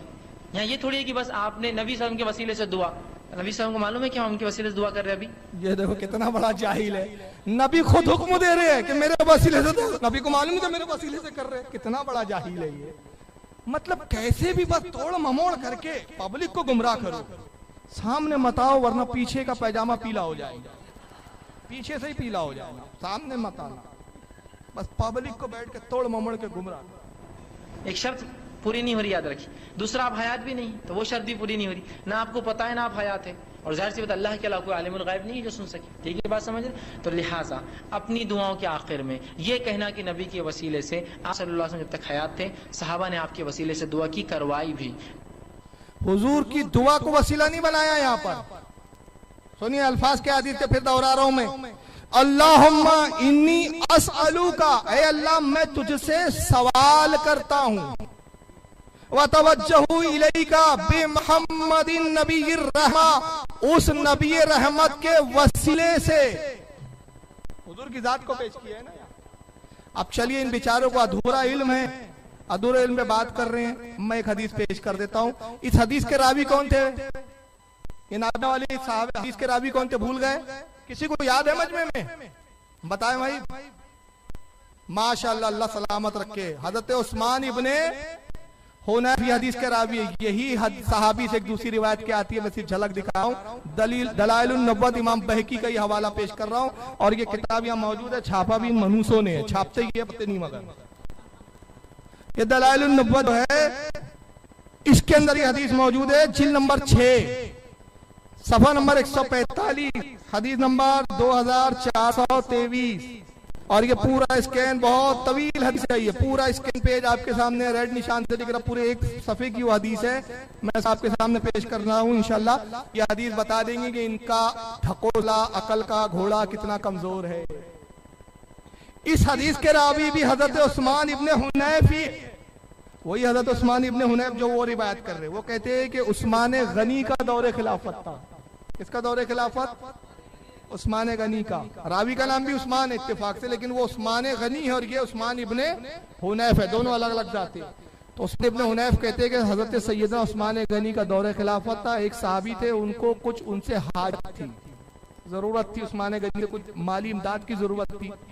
वो हजरत उस्मान गनी के पास जाते, शर्म के मारे कुछ कह नहीं पाते और चले आते, और उस्मान गनी उनकी तरफ तवज्जो नहीं करते, उनसे पूछते भी नहीं थे। वो सोचते थे कभी खुद पूछे तो बताऊं कि मेरी जरूरत क्या है। उस्मान गनी उनकी तरफ ध्यान ही नहीं देते थे, वो बड़े परेशान थे। तो उनकी मुलाकात उस्मान इब्ने हुनैफ से हुई, इन्हीं से, और कहा कि मैं बड़ा परेशान हूँ, उस्मान गनी की खिदमत में जाता हूँ कुछ हाजत तलब करने, लेकिन वो मेरी तरफ तवज्जो नहीं देते, और मेरे दरमियान शर्म जो है, माने है, मुझे शर्म आती है कि मैं खुद कैसे उनसे कहूँ कि मुझे जरूरत है। तो उस्मान इब्ने हुनैफ ने कहा कि मैं तुझे एक ऐसा अमल बताता हूँ जिससे तेरी तकलीफ दूर हो जाएगी। कहा क्या अमल है? का अमल यह है कि अच्छी तरह वुजू कर, 2 रकात नमाज पढ़। अब मस्जिद में 2 रकात नमाज पढ़ने का दुआ करना, ऐ परवरदिगार मैं तेरे नबी के वसीले से तेरी तरफ मुतवज्जे होता हूं कि मेरी हाजत पूरी हो जाए। वही दुआ तालीम की। ये साहबी ने 2 रकात नमाज पढ़ी, वुजू किया, नमाज पढ़ी, दुआ की, और दुआ करने के बाद जैसे उस्मान गनी की खिदमत में हाजिर हुए, उस्मान गनी ने कहा क्या बात है, तुम बार बार आते हो, कुछ जिक्र नहीं करते, कोई हाजत हो तो कहो। ये खुश हो गए, कहा हुजूर यही हाजत है, यही मेरी जरूरत है। कहा पहले क्यों नहीं कह दिया, खामों खा इतने बार आके खामोश चले गए। अच्छा ये लो माल दिया, और कहा जब भी हाजत हो मेरे पास चले आना। ये वापस लौटे तो इनको क्या कहा? उस्मान इब्ने हुनैफ को मैंने बताया था अपने हालात, तो उन्होंने उस्मान गनी को बता दिया होगा। कहा कि भाई आपका बड़ा बड़ा शुक्रगुजार हूँ, मैं आपका ममनून और मशकूर हूँ, शुक्रिया अदा करता हूँ कि आपने मेरी हाजत के बारे में उस्मान गनी को बता दिया। कहा वल्लाह मैंने उनसे जिक्र तो दूर मुलाकात भी ना की। कहा फिर उस्मान गनी मेरी तरफ मुतवज्जे कैसे हुए? कहा उस दुआ की बरकत से। कहा ये दुआ आपको कैसे मालूम? कहा एक नाबीना साहबी हुजूर की खिदमत में आए, वो वाकया बयान कर रहे हैं, और हुजूर की जब खिदमत में नाबीना आए तो हुजूर ने यही दुआ तालीम की थी, मुझे वो याद थी, वही दुआ मैंने तुम्हें सिखा दी। और ये दुआ कब हो रही है? नबी के विसाल के बाद दौरे उस्मान गनी में। तो साहबी को नहीं समझ में आया, 4 शर्तें पढ़ी जाना चाहिए, जिंदा हो। उनको नहीं माने तो हुजूर तो जा चुके, अब ये दुआ काम नहीं देंगी, दुआ लैप्स हो गई है। ये क्या दवा समझ रखा है कि दुआ को इन्होंने कि एक्सपायर हो जाए।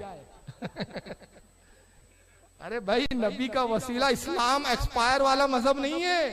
दूसरे मजहब एक्सपायर हो गए, सबकी डेटें खत्म हो गई, इसकी डेट खत्म होने वाली नहीं है, ये तो हमेशा के लिए आया है, सबको शिफा देने आया है। अब ये हदीस सिर्फ इमाम बहकी ने लिखा होता तो प्रॉब्लम होता, मगर मजेदार बात सुनिए, इमाम तबरानी ने भी लिखा है इसको। माजिमुल कबीर जिल्द नंबर 9 सफ़ा 30 हदीस नंबर 8311 पर। और इमाम तबरानी कहते हैं सहीहुन, ये हदीस सही है। इमाम तबरानी अपनी दूसरी किताब मुअज्जमुस सगीर के अंदर जिल्द 1 सफ़ा 184 पर इस हदीस को दोबारा लाते हैं, हदीस नंबर 508, वहां भी फरमाते हदीस सही है। इमाम बहकी की दलाइल नुब्वत का सफ़ा आपकी निगाहों के सामने जिल्द 6 सफ़ा 145 हदीस नंबर 2423। इमाम हैसमी मजमऊ ज़वाइद जिल्द 2 सफ़ा 468 हदीस नंबर 3668 पे। और मजेदार बात, इब्न तैमिया ने भी लिखा है इस रिवायत को। अल्लामा इब्न तैमिया मजमऊल फतावा जिल्द नंबर 1 सफ़ा नंबर 274। और शौकानी साहब गैर मुकल्लिदों के मुसल्लम पेशवा, उन्होंने भी लिखा। शौकानी साहब लिखते हैं तौफतुज़ ज़ाकिरीन अपनी किताब सफ़ा नंबर 208 पर। इमाम मुंज़री ने भी इसको लिखा। और अल्लामा शौकानी क्या लिखते हैं, बड़ी प्यारी बात मैं पढ़ के सुना रहा हूं। अल्लामा शौकानी तौफतुज़ ज़ाकिरीन सफ़ा 208 पर लिखते हैं कि ये हदीस इस बात की दलील है। शौकानी साहब के जुमले सुनिए, मैं उर्दू तर्जमा बता रहा हूं उनकी इबारत का, जरूरत पड़ेगी तो किताब पेश की कर दी जाएंगी। शौकानी कहते हैं गैर मुकल्लिदों के आलिम, इस हदीस में इस बात की दलील है कि अल्लाह की बारगाह में रसूलुल्लाह को वसीला बनाना जायज है। अब एक आखिरी हदीस, इस पर हम गुफ्तगू तमाम करेंगे, वक्त भी हो गया है। इन्होंने कहा था पूरी किताबों में मुझे वसीले की एक हदीस नहीं मिली, सारे हदीस से पढ़कर आ गया। आइए बुखारी में वसीले की हदीस कहां आती है? सही बुखारी, अब मैं पढ़ दूं वो शेर, बेश के मोहम्मद पढ़ते हैं ये बुखारी, आता है बुखारी, इनको बुखारी नहीं आती।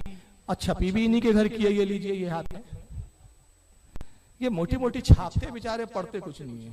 पढ़ने का डिपार्टमेंट हम बरेलियों को देके रख दिया, ये सिर्फ कमा रहे हैं बेच बेच कर।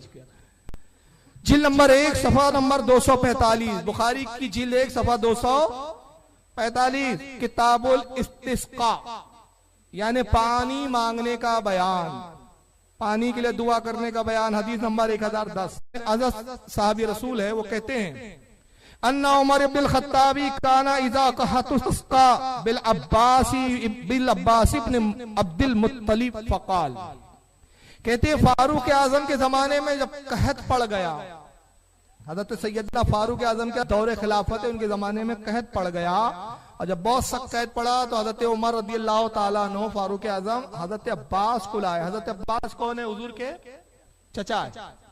और हुजूर को चचा के लाने के बाद क्या कहा? अल्लाहुम्मा इन्ना कुन्ना नतवस्सलु इलैका मिन नबिय्यिना फस्कीना, ऐ परवरदिगार जब तेरा नबी हम में मौजूद था, ज़ाहिरी हयात में था, हम तेरे नबी के वसीले से दुआ किया करते थे, तेरे नबी के वसीले से हम पानी मांगा करते थे और तू हमें पानी अता कर देता था। ये जुमलों ने बताया कि हज़रत उमर क्या कह रहे हैं, वसीला मांगना ही हमारी पुरानी आदत है।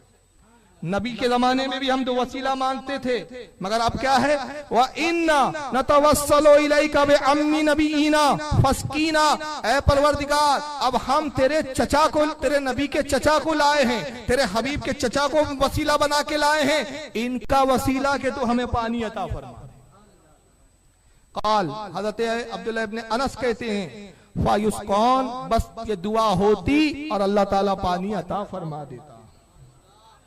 अब ये बुखारी की हदीस है, तो इनके पेट में दर्द हो गया कि यार हजरत उमर ने वसीला ले लिया हजरत अब्बास का, और कल तक तो हम यही चीख रहे थे कि वसीला किसी किताब में नहीं, तो अब इसके लिए भी इन्होंने एक इलाज निकाला। क्या, जरा सुनिए, तौसीफ साहब को सुनिए।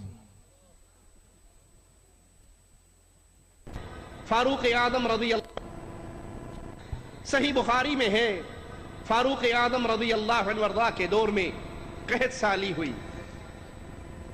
अमीर उमर सैयदना अब्बास को लेकर आए और दुआ करते हैं अल्लाह से, ए अल्लाह जब तक हमारे नबी जिंदा थे वो तेरे हजूर हमारे लिए दुआएं करते थे, तो उनकी दुआ को सुनकर हमें पानी पिला देता था, बारिश बरसा देता था। आज नबी तो अल्लाह तेरे पास आ चुके हैं। अब देखिए हदीस कितनी लंबी हो गई है, जरा देखते चलिए। इनका हाल क्या है? इमाम शाफई कूफा वालों के बारे में कहते थे, कूफा में बहुत सारे शियाओं की जमात थी, हदीसें गढ़ती थी वो। इमाम शाफई फरमाते थे कि मदीने से एक हदीस निकलती है, 1 उंगल की होती है। मदीने से निकली तो कितनी बड़ी होती थी हदीस? कूफा जाती थी और वापस जब मदीने आती थी तो गजबर की हो जाती थी। वही हाल इन अहले हदीसों का है, जब हदीस इनके खिलाफ चले जाए ना तो फिर हदीस के नाम पे कितना गढ़ते हैं। मैंने अभी आपको अरबी की वो इबारत भी दिखाई बुखारी की और लफ्ज तो लफ्ज तर्जमा पढ़ के बताया, मगर इन्होंने अब देखिए वो हदीस को कितना लंबा कर दिया। जरा देखिए, इतनी लंबी तो इमाम बुखारी ने भी नहीं लिखी। ऐ अल्लाह, जब तक हमारे नबी जिंदा थे वो तेरे हजूर हमारे लिए दुआएं करते थे, तो उनकी दुआ को सुनकर हमें पानी पिला देता था, बारिश बरस। ये हदीस में अल्फाज है कि अल्लाह तेरे नबी दुआ करते थे तो उनकी दुआ सुनकर हमें पानी पिला देता था। ये अपने घर की खेती है, ये तो अल्फाज ही नहीं। हजरत उमर के अल्फाज क्या है? अल्लाहुम्मा, ऐ अल्लाह, इन्ना कुन्ना नतवस्सलो, अल्लाह हम वसीला लेते थे, दुआ की बात नहीं कर रहे, वसीला पकड़ते थे। किसका? इलैका मिन नबीना, तेरे नबी का, तेरे नबी का वसीला लेते थे। और जब वसीला लेते थे फतस्कीना, तू हमें पानी अता कर देता था। ये तो अल्फाज ही नहीं आए कि अल्लाह हम तेरे नबी से दुआ के लिए कहते, तेरा नबी दुआ करता तो पानी आ जाता था। ये जुमले जब हदीस में नहीं तो तुम कौन होते हो बढ़ाने वाले? अब उसके बाद फिर और हदीस बड़ी, घर की खेती है, जितना चाहो लंबा रबर की तरह खींचते जाओ। अब जरा देता था। आज नबी तो अल्लाह तेरे पास आ चुके हैं, तेरी जन्नतों में जा चुके हैं, उनकी कब्र जन्नत का बाग बन चुका है, हमारे दरमियान मौजूद नहीं है। हम उनके चचा को लेकर आए हैं, उम्र में, इल्म में, अमल में, तकवे में, बुजुर्गी में बड़े हैं। अल्लाह अब ये हमारे लिए सवाल करेंगे, तू इनका सवाल और दुआ को सुनकर हम पर बारिश बरसा दे। अल्लाह अब ये सवाल करेंगे, इनका सवाल सुनकर तू बारिश बरसा दे। हजरत उमर के जुमले नहीं है, क्या है ये? अरबी भी से पैदा हो गए क्या पता नहीं। व इन्ना नतवस्सलो इलैका बिअम्मी नबीना, ए अल्लाह अब हम लाए हैं तेरे चचा को तेरी बारगाह में वसीला बनाकर। चचा को लाए हैं, तेरे चचा का वसीला पेश करते हैं। यहाँ भी नतवस्सल लफ्ज आया, तवस्सुल से बनाई है। इनका तवस्सुल लेते हैं, इनका वसीला लेते हैं। यहाँ का आया अल्लाह ये मेरे तेरे नबी के चचा है, ये दुआ करेंगे तो बारिश बरस जाएंगी। वो तो जात को वसीला बना रहे, दुआ को नहीं। अब बिल फर्ज अगर दुआ को भी मान भी लिया जाए तो तब भी तुम्हारा वो अकीदा काम नहीं दे रहा है ना। तुम तो अब तक कह रहे थे अल्लाह साहब से डायरेक्ट मांगू, अल्लाह साहब से डायरेक्ट मांगू, तो हजरत उमर के समझ भी नहीं आया डायरेक्ट मांगू। हजरत अब्बास को क्यों ले आए? डायरेक्ट वाली पॉलिसी तो खत्म हो गई भाई। और आगे सुनिए फिर और हदीस लपी है रबर की तरह। ये अकीदा रखने वालों के मरने के बाद, कब्र में दफन होने के बाद भी सब कुछ औलिया अंबिया कर सकते हैं, तो फारूक आजम रज़ी अल्लाह अन्हु ने ये सारी मुश्किल क्यों उठाई? हजरत अब्बास को क्यों लेकर आए? डायरेक्ट अल्लाह की नबी सल्लल्लाहु अलैहि वसल्लम की कब्र पर आते और कहते अल्लाह के नबी बारिश नहीं हो रही, दुआ कर दीजिए। वो भी ये जानते थे, वो भी ये मानते थे, उनका भी ये अकीदा था कि ये फौत हो गए, अल्लाह की जन्नतों में चले गए।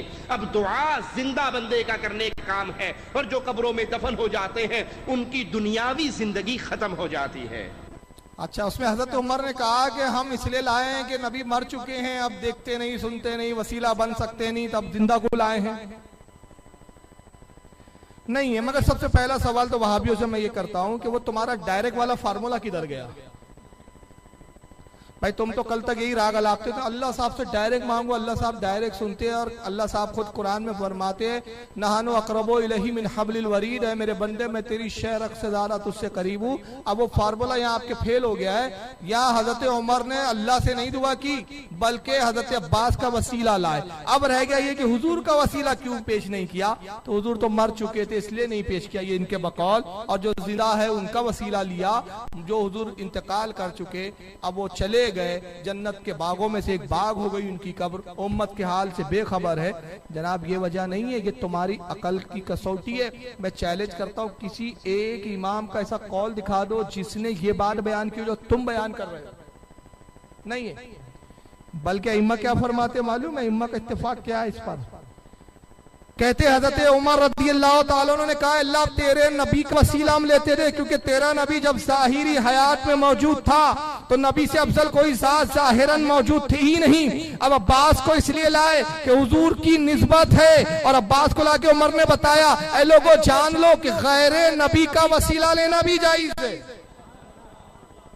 सिर्फ नबी का ही वसीला नहीं बल्कि गैर नबी का भी वसीला लेना जायज है। यही सी बुनियाद पर हजरत इमाम तकीउद्दीन सुबकी रहमतुल्लाह अलैह ने शिफाउस सकात सफा नंबर 128 पर इस हदीस की शरह करते हुए फरमाया, इस हदीस से तमाम सालिहीन से तवस्सुल यानी उनके वसीले का जवाज साबित होता है। फरमाते ये हदीस से साबित होता है कि औलिया का भी वसीला लिया जा सकता है। और उसके बाद गैर नबी का वसीला भी इससे साबित हुआ। और इस हदीस की शरह के अंदर हज़रत अल्लामा बदरुद्दीन महमूद आइनी रदियल्लाहु ताला जो शारे बुखारी है, उम्दतुल कारी शरहुल बुखारी जिल्सा सफ़ा 32 पर क्या फरमाते हैं, पूरी तफसील लिख के कहते हैं, इस हदीस की शरह करते हैं, कहते हैं कि हजरत उमर दुआ के लिए तशरीफ लाए, हजरत अब्बास साथ में मिंबर पर हजरत अब्बास को भी खड़ा किया। अब आगे जो उन्होंने इमाम बदरुद्दीन आइनी ने लिखा है ना, इनके अकीदे की धज्जियां उड़ जाएंगी इससे। हजरत अब्बास को अपने साथ मिंबर पे खड़ा किया और उसके बाद हजरत उमर ने दुआ की, और दुआ की यही अल्फाज दोहराए, ए अल्लाह हम तेरे नबी का वसीला लेते थे, अब तेरे नबी के चचा को लाए हैं, इनका वसीला के तो हम पर पानी बरसा दे। और फिर हजरत अब्बास से कहा, ए नबी के चचा, ए हमारे सबसे बुजुर्ग तरीन बुजुर्ग, हमारे सबसे अजीज शख्स, हमारे लिए आप भी दुआ फरमा दे। तो हजरत अब्बास ने क्या दुआ की, जरा आइए हजरत अब्बास के अल्फाज क्या है। हजरत अब्बास यूं दुआ करते, अल्लाहुम्मा लम यंजिलो बलाउन इला बिज़म्बिन, दुआ करते कहा, ऐ परवरदिगार, ऐ अल्लाह, बला गुनाहों के सबब नाजिल होती है। बला क्यों नाजिल होती है? गुनाहों की वजह से। वलम युक्शफ इल्ला बि तौबतिन, और तौबा ही वो चीज है जो गुनाहों को दूर कर देती है। तौबा ही वो है जिससे ये गुनाहों की जो है बलाएं दूर हो जाती है। वक़त तवज्जहा फिल कौमु इलैका ले मकानी मिन नबी का, ए अल्लाह ये लोग मेरा वसीला ले रहे हैं, ये मेरा वसीला पकड़ रहे हैं तेरी तरफ, इसलिए कि मुझे तेरे नबी से निस्बत हासिल है। इस निस्बत का वास्ता के पानी बरसा।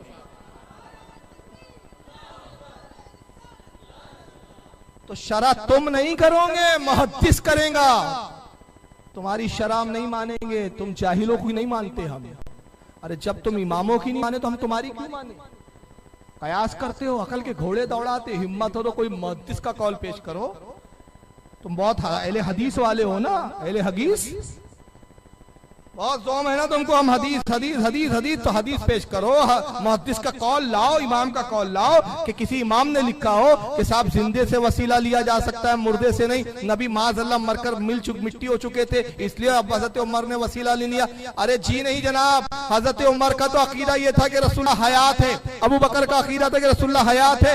अल खसाइसुल कुबरा में इमाम जलालुद्दीन सयूती रिवायत नकल करते हैं कि जब हजरत सिद्दीक़ अकबर का इंतकाल होने लगा, वक्त नज़ा था, बुलाया, कहा लोगों मेरी वसीयत को सुन लो। कहाँ है उमर इब्ने खत्ताब? हाजिर हुए अमीरुल मोमिनीन, हाजिर। आए उमर मेरी वसीयत सुनो। वसीयत यह कि मेरी नमाज जनाजा तुम पढ़ाना। मेरी बड़ी ख्वाहिश है पहलुए रसूल में दफन किया जाऊं, रसूल के आगोश में दफन किया जाऊं, मगर सुनो ये नबी की जगह है, नबी की बारगाह है, तो अपनी मर्जी से दफन न करना, बल्कि मेरा जनाजा ले जाना, बारगाह रिसालत में रख देना और हुजूर की बारगाह में अर्ज करना, या रसूलल्लाह आपका गुलाम, आपका खादिम, आपका रफीक गार अबू बकर आपके पहलू में दफन की इजाजत चाहता है। इजाजत मिले तो दफन करना, इजाजत ना मिले तो दफन ना करना।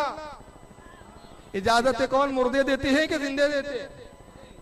ये अबू बकर अकीदा बता रहे हैं, हजरत उमर नहीं कह रहे। अरे अबू बकर ये क्या कह रहे हो, नबी तो इंतकाल कर चुके, वो तौसीफुर रहमान आके बताएंगा, वसीला नहीं ले सकते। यहाँ तो डायरेक्ट गुफ्तगू करने की बात कर रहे हैं आप, डायरेक्ट कैसे गुफ्तगू होंगी? अबू बकर का इंतकाल हुआ, गुस्ल दिया, फारूक आजम ने नमाज जनाजा पढ़ाई, जनाजा तैयार हुआ, रोज़े रसूल पर लाया गया। रावी हदीस कहते हैं कि रोज़े रसूल का दरवाजा बंद था, दरवाजा खोला नहीं गया। उमर ने कहा दरवाजा ना खोलो, हुजूर की मर्जी होगी, दरवाजा खुद खुलेगी, दरवाजा बंद रहने दो, कुंडिया रहने दो। दरवाजा बंद था, दरवाजे के करीब आए, अर्ज किया अस्सलामु अलैकुम या रसूल अल्लाह, अस्सलामु अलैकुम या नबी अल्लाह। ऐ अल्लाह के नबी, ऐ अल्लाह के रसूल, मैं उमर इब्ने खत्ताब आपका खादिम, हम अबू बकर को लाए हैं, उसका जनाजा सरकार अबू बकर की ख्वाहिश है आपके पहलू में दफन किया जाए। हुजूर आपका खादिम अबू बकर हाजिर है, आपका रफीक गार अबू बकर हाजिर है, हुजूर इजाजत हो तो दफन करे या हम फिर जन्नतुल बकी ले जाए। रोज़े रसूल का दरवाजा खुला, रावी हदीस का कहता है कसम खुदा कि हमने अपने कानों से सुना, रोज़े रसूल को जुम्बिश हुई, आवाज आई रफीक को रफीक से मिला दो। अबू बकर को पहलू में दफन किया।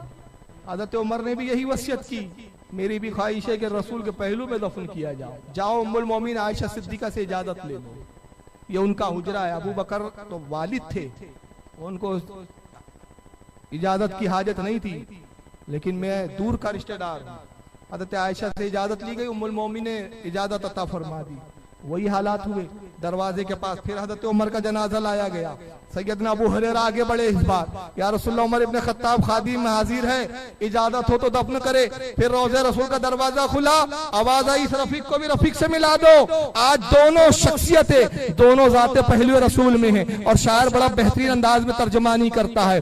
तस्किरा कुरान में जिसका सूरह कौसर में है, तस्किरा कुरान में जिसका सूरह कौसर में है, नूर उसका वल्लाह बहरो बर में है। आज भी है गुंबदे खजरा में अबू बकरो उमर, मुस्तफा के घर की दौलत मुस्तफा के घर में।